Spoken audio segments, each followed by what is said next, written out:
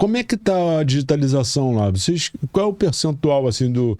Bom, o Alisson, quando esteve aqui comigo, eu não sei se eu vou chutar um número... Porque, pô, tô velho esquece um pouco as coisas assim. Às vezes tem números que ficam muito... claro, na minha cabeça ele falou papo de, sei lá, era 400 ou 700 equipamentos instalados, se eu estiver errado. E você falou que cresceu muito nos últimos 3 anos.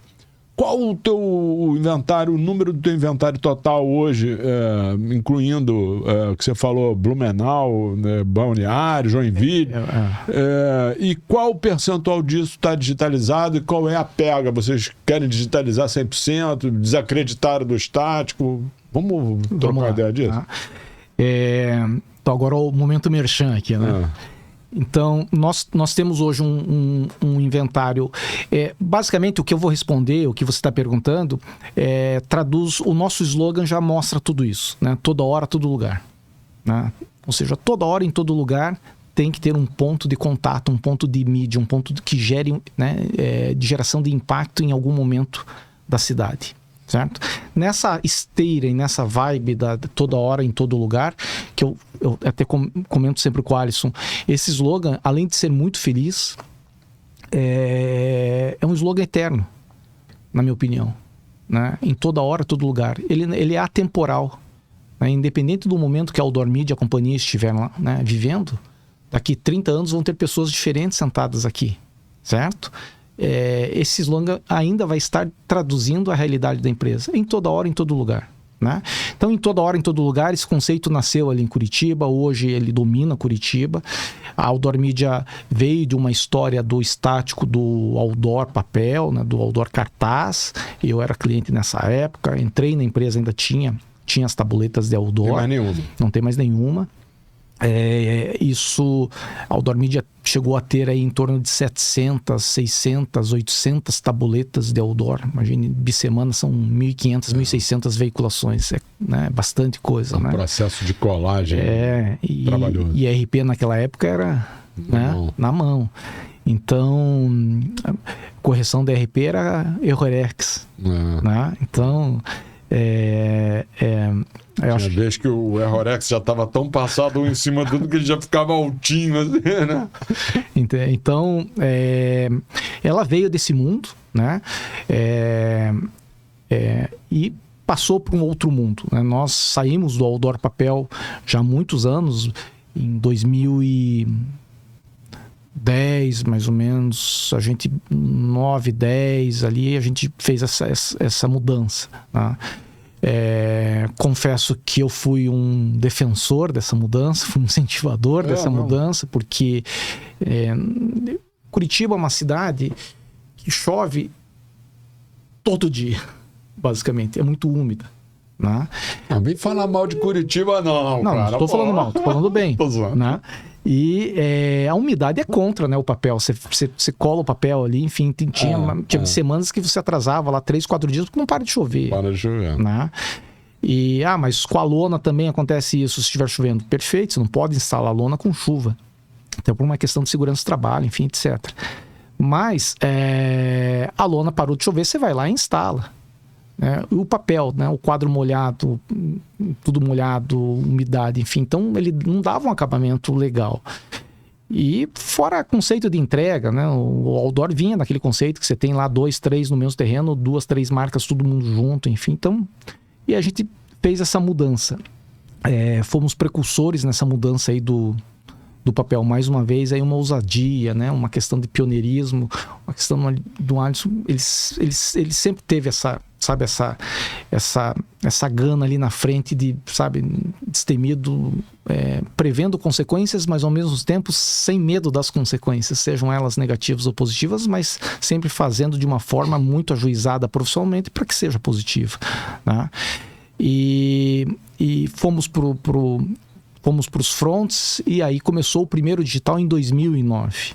Eu já estava na companhia em 2009, eu entrei em agosto de 2009. E em 2009 nós inauguramos nossa primeira tela digital, nosso primeiro outdoor digital, ali na região do Batel, aí, um bairro icônico em Curitiba. E foi assim, na época a gente chamou de... pensamos em front light digital, pensamos em outdoor digital, enfim, né? E acabou ficando outdoor digital. E venda mensal, venda bissemana, porque você tinha o conceito, né, do padrão de vendas do que eram os ativos de mídia exterior. E depois nós evoluímos aí e hoje entendemos que o outdoor digital você tem dois negócios dentro do mesmo equipamento, né? Indo para vendas também. Nossa visão, né? Talvez muitos que estejam nos vendo agora não concordem ou atuem de outra forma e está tudo certo, né? Mas nós entendemos que a tela ali, ela tem duas dinâmicas hoje para o mercado de comunicação, né? Uma mecânica é você vender a tela digital, aquele ativo digital, como qualquer outro equipamento de mídia exterior, seja estático, né, papel, seja estático front light. Vende por um período ali, bissemana, mês, etc., né? E aí você vende ponto. Você vende aquela mídia exterior tradicional, que a pessoa quer aquele equipamento porque está do lado da loja, está do lado da padaria, está do lado de um showroom de venda de um prédio, etc. Do lado de uma concessionária de veículos, etc. E nós evoluímos de um tempo para cá com o conceito do mobiliário urbano, né? O conceito mundial do mobiliário urbano. E aí, nessa conceituação que foi se montando esse grande roteiro hoje, que daí já chega nos números que você perguntou, né? Do nosso mobiliário, do nosso inventário digital.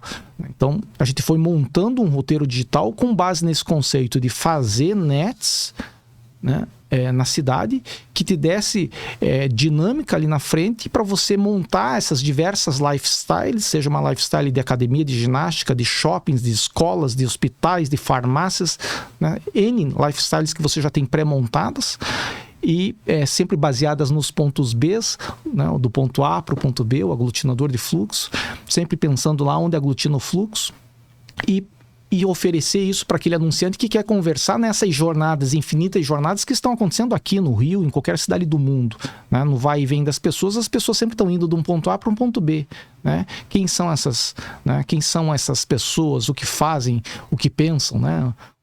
Globo Repórter da mídia OH. E nesse sentido a gente foi montando essa conceituação dessa roteirização digital, né? Hoje, esse roteiro, nós chegamos aí a 158 telas, né, espalhadas pelas diversas regiões de Curitiba. Tipo MUP, o que são essas telas? Banca de jornal? Isso. Nós estamos, então, daí, com essas telas, nós estamos hoje distribuídas em Curitiba, Grande Curitiba, Joinville, Itajaí e Balneário Camboriú, né? Santa Catarina com 9 telas desse percentual, né? A gente entrou agora, basicamente inauguramos em dezembro essa operação e vamos expandir para lá agora esse roteiro digital e em Curitiba as demais. E aí os formatos nós temos, a gente veio com uma conceituação de nomeação, de organização, de nomenclatura dos produtos, né? Eu sempre defendi, eu gosto muito da indústria automotiva, eu gosto muito de carros, eu sou entusiasta por carros, enfim, né? E eu sempre defendi que a indústria automotiva, nesse sentido, ela é um exemplo, porque ela consegue vender com a mesma marca e o mesmo modelo de veículo 2 ou 3 tipos de valores no mesmo produto, você concorda? Uhum. Né? Que é o que? As versões dos carros. Né? Hoje a globalização limitou isso porque você quanto menos versão você dá mais escala para a produção e você joga o custo mais para baixo e vende em massa aquilo, né? A indústria chinesa mostra isso, ela baseia basicamente em 1 ou 2 modelos, em 1 ou 2 versões daquele modelo, né? No Brasil você tinha, lembra? A versão Standard, a versão GL, a versão GLS, a versão Sport, enfim. Você tinha às vezes 4 versões do mesmo modelo. E isso, você consegue o quê? Você consegue conceituar valor, né? Da nossa época, lembra um Gol GTS, um GTI? Era 2, 3 valores do Gol básico, certo? Mas era um Gol, lógico, um outro carro. Mas a versão conseguia te dar esse poder do produto e para a marca. E lá atrás a gente começou a organizar a nossa tabela, a nossa hierarquia de valores com essa conceituação. Eu sempre acreditei muito nisso, na conceituação do produto através de você criar segmentos, né? Dentro dos segmentos você criar os modelos e dentro dos modelos você criar essas categorias. né? Essas divisões. Então, eu estou falando isso por quê? Porque no formato horizontal, nós chamamos tudo que é horizontal, nós chamamos de poster site, né? Isso é horizontal. Aí nós temos também no roteiro digital o top site, que sim, aí sim o mercado já tinha instituído o vertical em Curitiba, né, que foi em função até de uma adaptação em função do que o decreto exigia lá do tipo A até 18 metros quadrados. Aí num determinado terreno o de 6x3 não conseguia atender, né, porque ele ficava muito próximo do recuo da calçada, né, que você até deu o nome ali, se chama aqui de meio-fio. Se bem em Curitiba também fala meio-fio. São Paulo que eu acho que fala guia, né? São Paulo é guia. E aí você entrava com o top site. Tanto o top quanto o pôster, basicamente, tem a mesma metragem de área visual, que é até 18 metros quadrados, que é o que atende o decreto.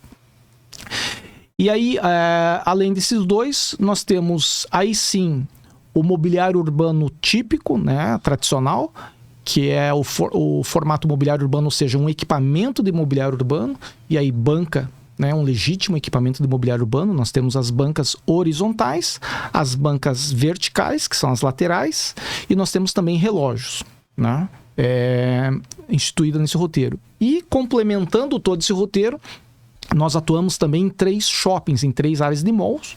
Por quê? Toda hora, todo lugar. Nós temos o Shopping Miller em Curitiba, o co-irmão do Miller, que é da mesma família investidora, que é o Shopping São José, que é em São José dos Pinhais, né? Uma cidade pujante, crescente.